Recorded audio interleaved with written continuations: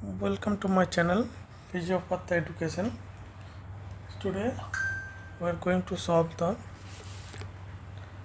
question answer for computer based test along with the MPT entrance examination.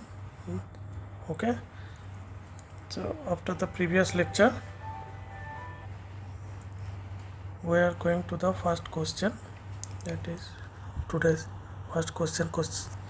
That is the which of the following HLA is positive in ankylosing spondylitis. From the previous one, you all know previous lecture, that was for LA, okay, that was for RA, HLA-DR4, and HLA-B27 was also one of the option in that question, that is for ankylosing spondylitis. So the answer will be answer number C, HLA-B27. Okay, next question is question number 14. Which of the following is true for carpal compression syndrome? Two part. True for which of? True for, okay.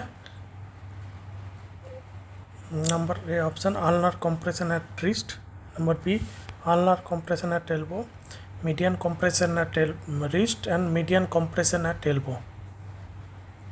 You all know it is one of the easiest question in this carpal compression syndrome.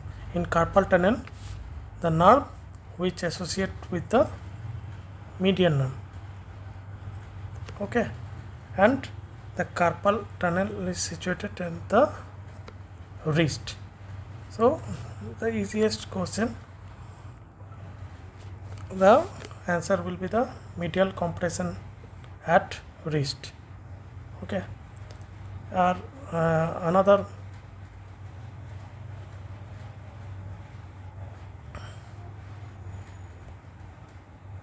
options are the ulnar compression at wrist, okay,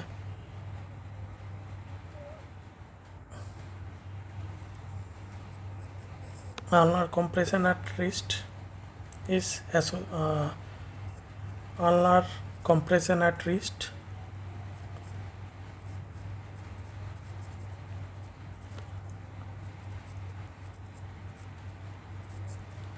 is associated with Ghon's canal syndrome, GU.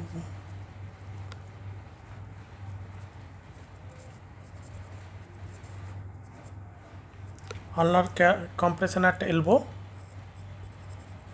another option B, associated with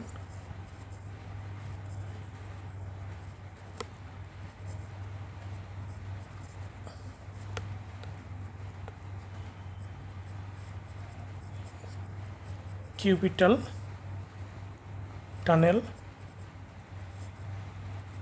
syndrome, and median compression at elbow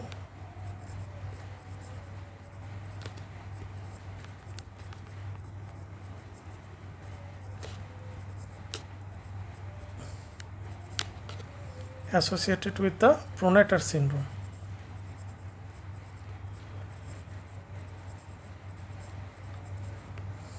So the correct answer for this will be the option number C. So next question, going to the next question. Sorry.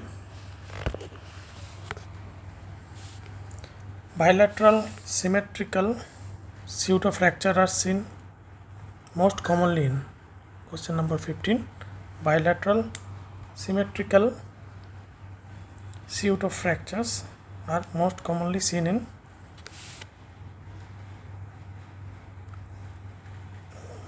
the answer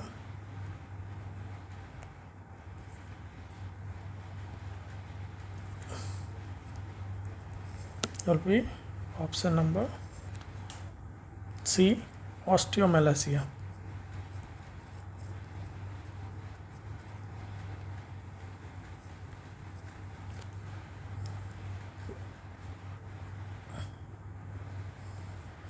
So in bilateral symmetrical pseudofracture. Why osteomalacia will be the correct answer? Because in pseudofracture, or it is also known as the loser's zone, that is the characteristic features of osteomalacia.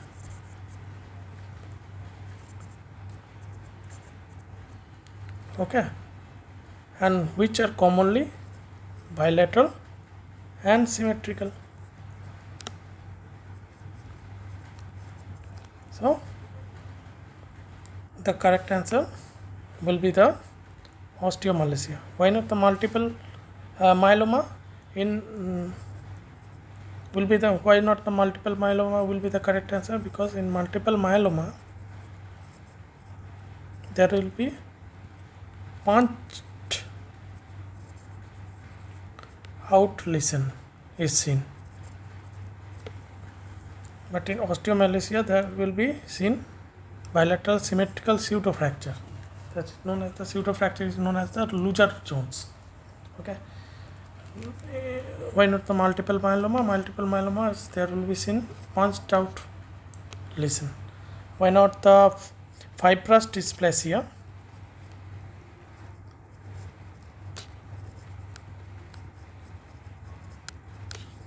Because in fibrous dysplasia there will be ground glass appearance is seen.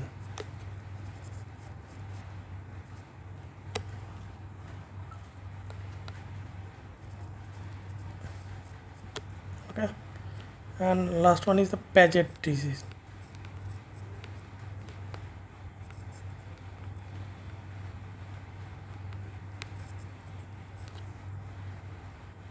In Paget disease we will see mosaic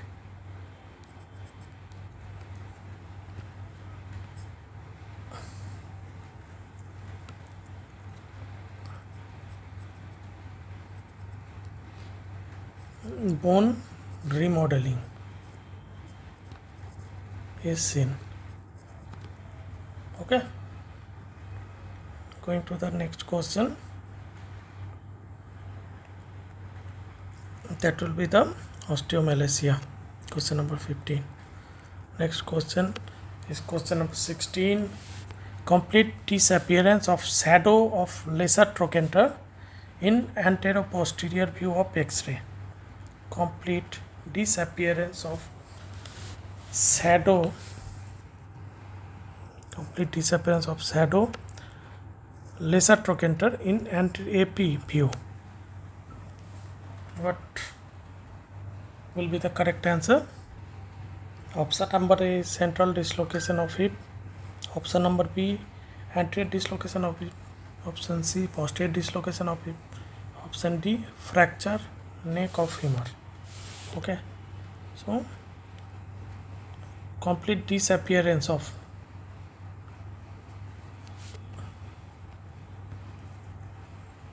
question number 16. Answer will be the number C, posterior dislocation of hip. Why? In posterior dislocation of hip, the hip is internally rotated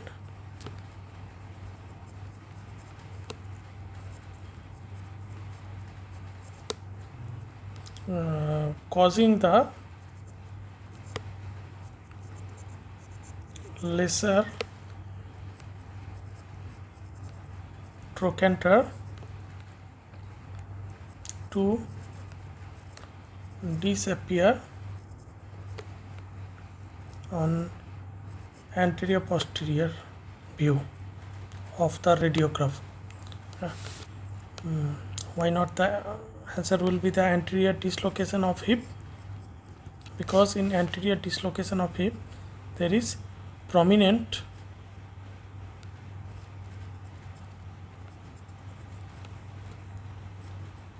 lesser trochanter.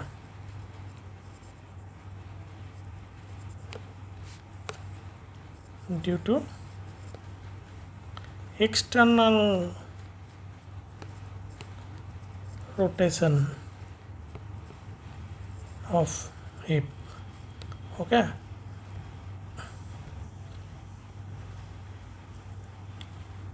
And the neck femur fracture.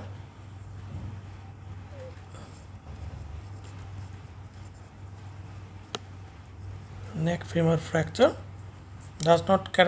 which does not characteristically abolish the lesser trochanter shadow. Okay. Does not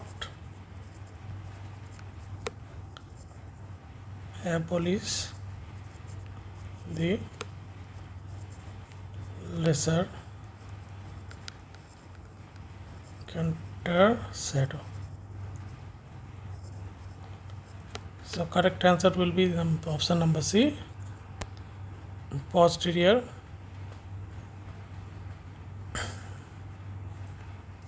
dislocation of hip.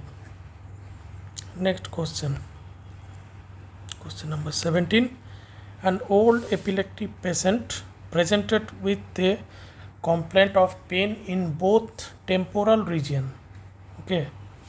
A first old epileptic patient presented with a complaint of pain in both temporal region and inability to close her mouth after episode of fit. Okay. The patient had similar problem 3 times in the past. Most probable diagnosis of the case is. Okay. Option number A is the fractured mandible. Option B, dislocation of temporomandibular joint. Option C, fracture of temporal bone. Option D, none of the above. Okay. Now we will go to the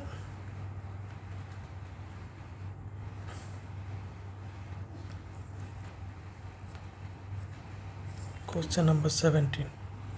Epileptic patient inability to close the mouth after fit, that fits with the option B, dislocation of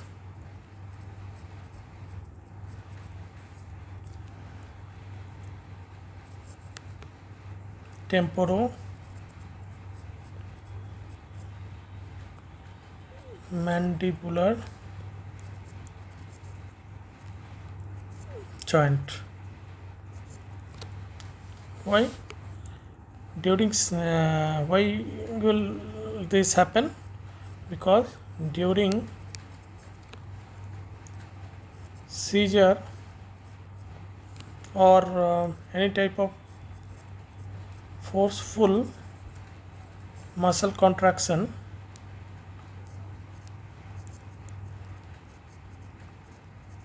which may lead to temporomandibular dislocation, which leading to pain in the temporal region. Okay, see the question. Pain in the both temporal region. Okay. Next, there will be inability to close the mouth.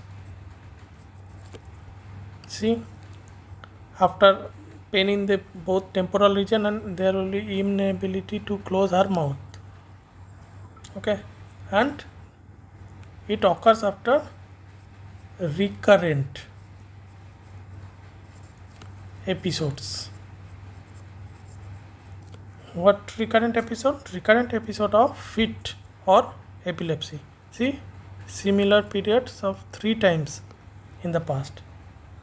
So the correct answer fits with the dislocation of temporomandibular joint. In fractured mandible, that is option A, or in the temporal fracture, temporal bone, fracture mandible or temporal, usually presents with trauma, and which is less recurrent.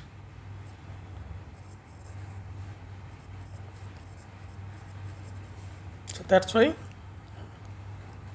these options does not fit, only option B fits. So the option for question number 17, that answer will be the question B.